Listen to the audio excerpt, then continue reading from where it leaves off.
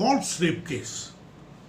False rape case में अभी जो रिसेंटली एक बहुत बड़ी कामयाबी हम लोगों को मिली, जिसमें एक महिला ने अपने फादर के साथ मिलके अपने फादर इन लॉ के ऊपर, अपने ब्रदर इन लॉ के ऊपर रेप का चार्ज लगा दिया, दहेज उत्पीड़न का चार्ज लगा दिया। दिल्ली की माननीय कोर्ट ने उस महिला के खिलाफ जिसने ये फॉल्स एलिगेशन लगाए रेप के, उसके खिलाफ एफआईआर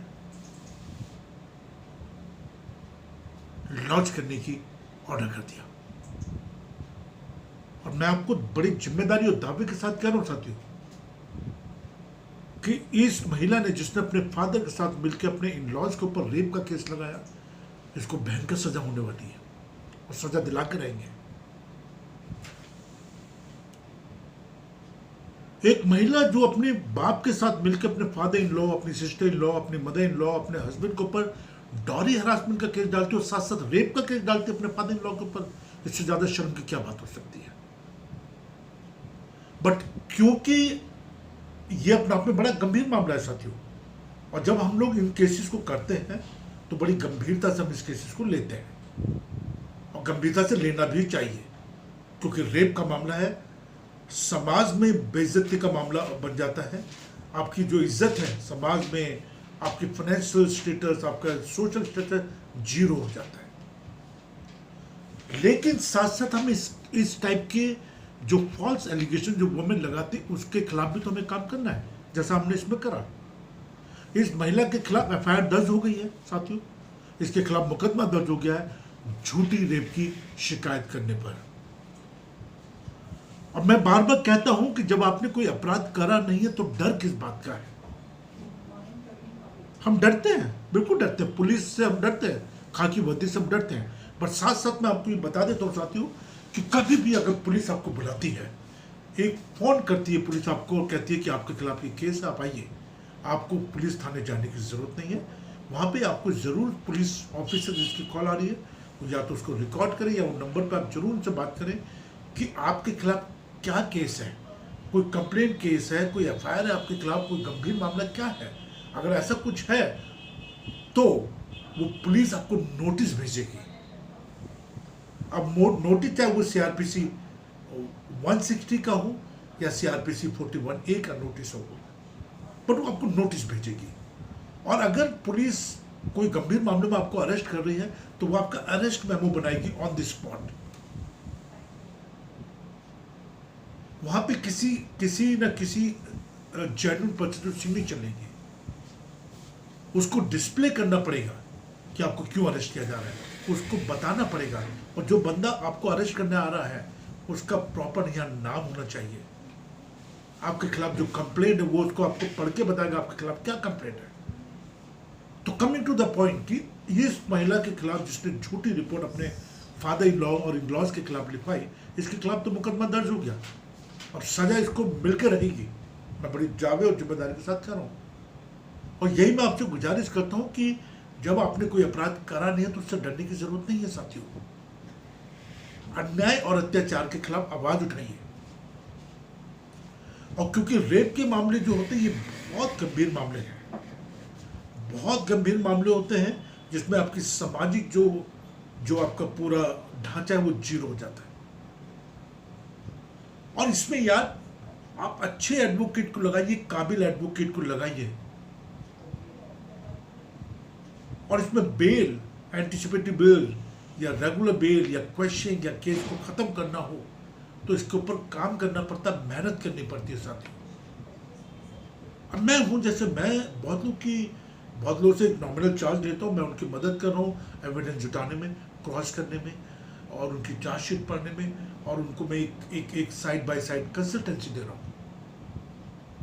और यही काम मेरी टीम करती है, पूरे हिंदुस्तान में मेरी टीम बैठी है, सब जगह मैं केसेस कर रहा हूं। अभी मैं ट्रैवल कर रहा हूं काफी सारे हाई कोर्ट में। तो मैं आपसे बस ये गुजारिश करना चाहता हूं, ये चैनल जो, इसको भी आप सब्सक्राइब कर लें, लाइक करें, कमेंट्स करें, क्योंकि जो मैं लीगल बातें आपसे कर रहा हूं, जो हाई कोर्ट सुप्रीम कोर्ट की जजमेंट होती है, उसको सरल भाषा में आप तक पहुंचाने की कोशिश करता हूं। और आप अत्याचार के शिकार तब होते हैं जब आपको बेसिक कानून की नॉलेज नहीं है।